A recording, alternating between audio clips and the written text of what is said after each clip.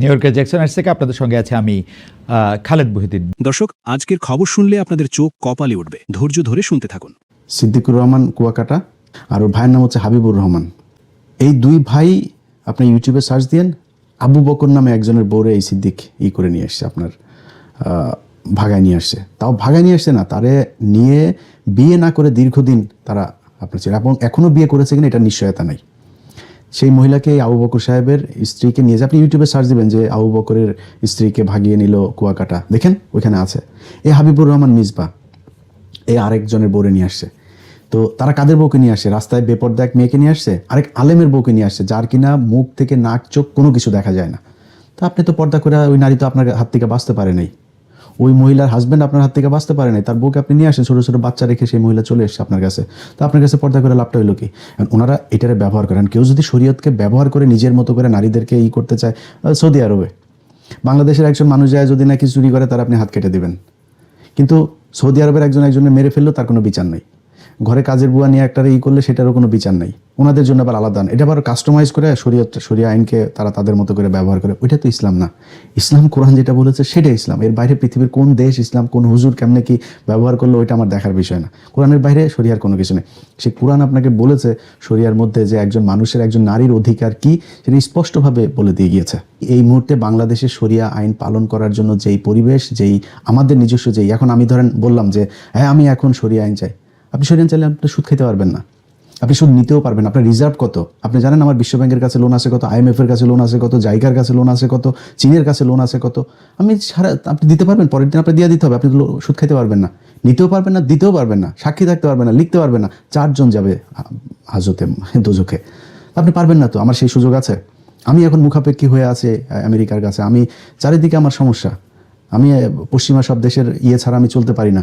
So আমার এত সাহস ভাই নাই, আমি এত ক্ষমতা দেখাইতেও পারবো না, আমি পারি না। যারা পারবে, যেমন আপনার চরমনায় পীর সাহেব, উনি পারবেন। তো ওনারা ওয়াজ করতে গেলে কি করেন?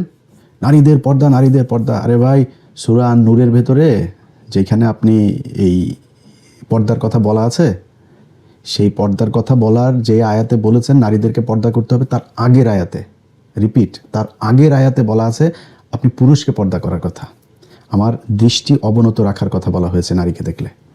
আপনি দেখেন না তারে, কেউ যদি হয়ে থাকে, সে তারটা করেছে, সে তারটা ভায়োলেট করেছে, আল্লাহ বলেছেন তাকে পর্দায় থাকতে, সে থাকে নাই, আপনি থাকেন, তাইলে তো হয়ে যায়। আমি তো আমেরিকায় আমি তো দেখি কোনো পুরুষ তো মেয়ে মানুষের দিকে তাকায় থাকে না।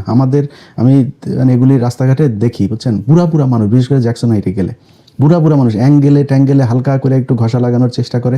এটা আমাদের বেটারা করেন, এই আমেরিকার বেটারা করে না তো। এগুলো কি ন্যাংট হয়ে আছে না কি হয়ে আছে, তার কেয়ারও করে না। সে তার মতো নিচের দিকে তাকায় আছে, বই পড়ছে, ফোন দেখছে, কেয়ারও করে না। তো আপনি এরকম করেন, সমস্যা হতে সব চাপাই দিতে হবে মেয়ে মানুষের উপরে। তো ওনারা এই মেয়েদের নিয়ে এগুলো বলে, যার সমস্যা তারা আপনি ঘরের মধ্যে নারীকে আটকায় রেখেও তারা ঠিক রাখতে পারবেন না। তার চাইতে তো যে এইসব দেশে শরিয়া আইন নাই, তারা আমাদের চাইতে অনেক ভালো আছে।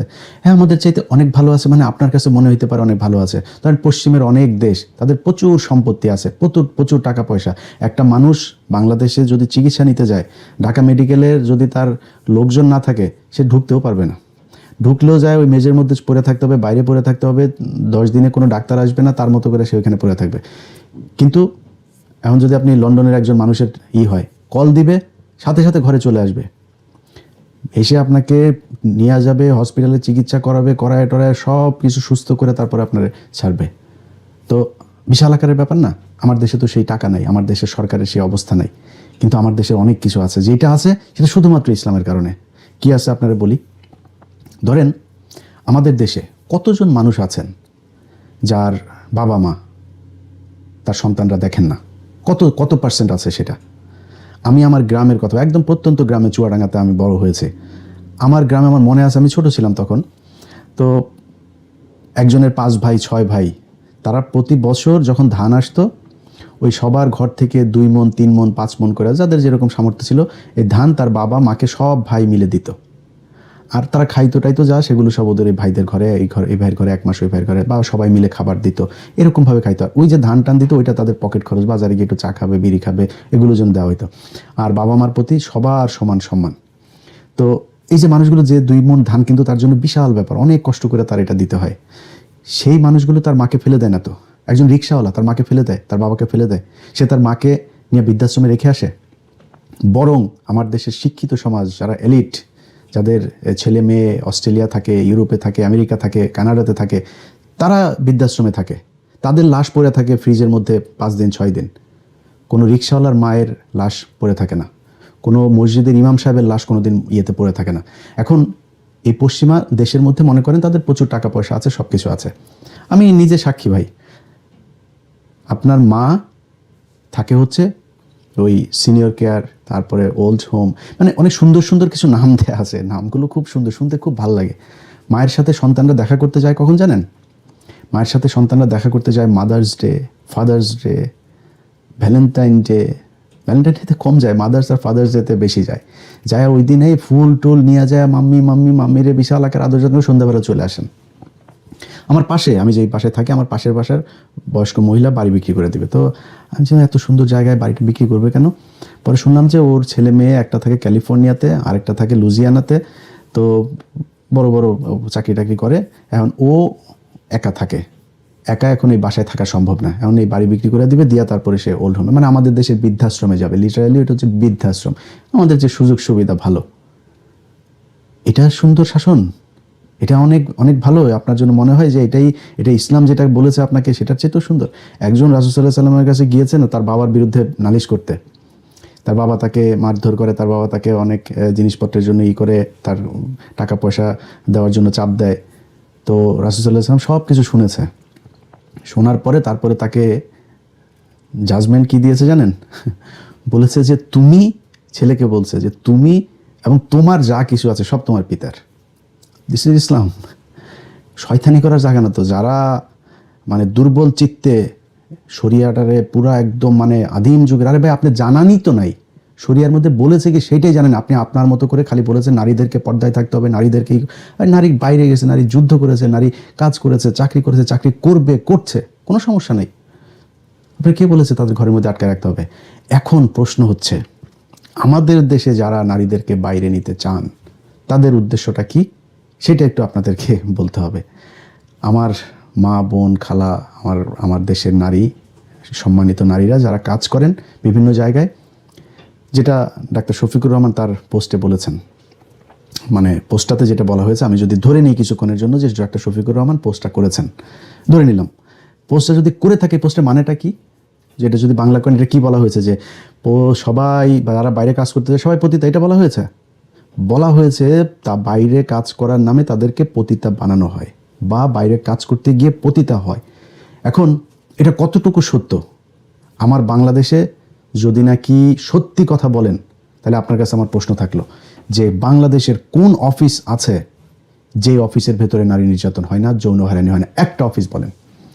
পুলিশের শুধু যারা ক্যাডার হয়ে যারা আসেন, এএসপি, এর নিচে নন ক্যাডার যারা এএসআই, এসআই, কনস্টেবল, প্রতিটা জায়গায় চরমভাবে, আমি বলছি না যে সবাই তাদের ইজ্জত দিয়ে দিতে হয়, খুব কষ্ট হয়।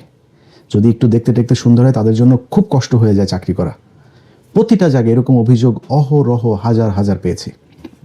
এটা বাংলাদেশ। একটা অফিসের ভেতরে বসের সাথে আপনি যদি ভালো নিতে চান, আপনার করতে হবে। আমার অফিসের কথা বলে যারা এই নারীদের বিরুদ্ধে মানে খুব করে, আমি 21 টিভিতে কাজ করেছি, আমি সেখানকার কথা বলি। আমাদের মজুমদার জুয়েল নামে একজন ছিলেন, সরি নামটা বলতে চাইনি, দেখ উনি হচ্ছে এই প্রেজেন্টারদের এগুলো ডিল করতেন। কোন প্রেজেন্টার কখন যাবে, ওনার এক প্রেজেন্টার আছে এখন চ্যানেল 24-এ আসেন, সুন্দরী নারী। তো সেই সুন্দরীরে ওনার ওয়াইফ সোনার গায়ে গিয়ে ধরে সেখানে কলার মলার ধরে জুতা টুতাও মারছে। এগুলো অনেক কাহিনী টাহিনী, এগুলো এই আমাদের এখানে ঘটছে। শিয়াল কখনো চায় না গৃহস্থ আপনার এই মুরগি তালা দিয়া তারপরে রাখেন। শিয়াল চায় মুরগিরে বাইরে থাকুক, খাইতে সুবিধা হবে। এইটা আমাদের দেশের কিছু শিয়াল আছে, তারা এদেরকে নিয়ে আসতে চায়। কিন্তু আমরাও চাই নারীরা বাইরে আসুক, নারীরা কাজ করুক, কিন্তু তাদের কাজের নিশ্চয়তা দিতে হবে। যেই শাহমাগিরা আজকে রাস্তায় বেরিয়ে এসেছে, সেই শাহমাগিরা আপনাকে রাস্তায় নামিয়েছে, রাস্তায় নামানোর পরে কোনো দিন আপনি শুনেছেন যে এরা আপনার কোনো বিপদে এসছে? সেই সুবর্ণচরে যেই 4 সন্তানের মা ধানের শীষে ভোট দেয় নাই, ভোট দিয়েছে, সেই জন্য যাকে ধর্ষণ করা হয়েছে তার পাশে যায় দাঁড়ায় নাই। এই যে গার্মেন্টসে যে নারীরা আজকে রাস্তায় নেমে এসেছে, যারা কাজ করছে, যারা গ্রাম থেকে এসে তারপরে ঢাকা শহরে থাকছে, তারা যে দুর্বিষহ জীবনযাপন করে, সকালবেলা একটা ডিম ভাজি খাওয়ার পয়সা তার নাই, কিন্তু সে তার কঠিন কষ্ট করছে। তার জন্য কে কী করছে? তাদের কিছু নেত্রী আছে, সেই নেত্রীগুলোও মালিক পক্ষকে চাপ দিয়ে তারপরে একটা দাবি তোলার পরে নেত্রীদেরকে কিছু টাকা দেয়, শ্রমিকদের অবস্থা যা তাই থাকে। সব জায়গায় একই অবস্থা। তাদের নিরাপত্তার জন্য, তাদের সামাজিক আর্থিক কোনো নিরাপত্তার জন্যই তারা কোনো কিছু করে না, কিন্তু ইসলাম সেটার বিধান দিয়েছে। ইসলাম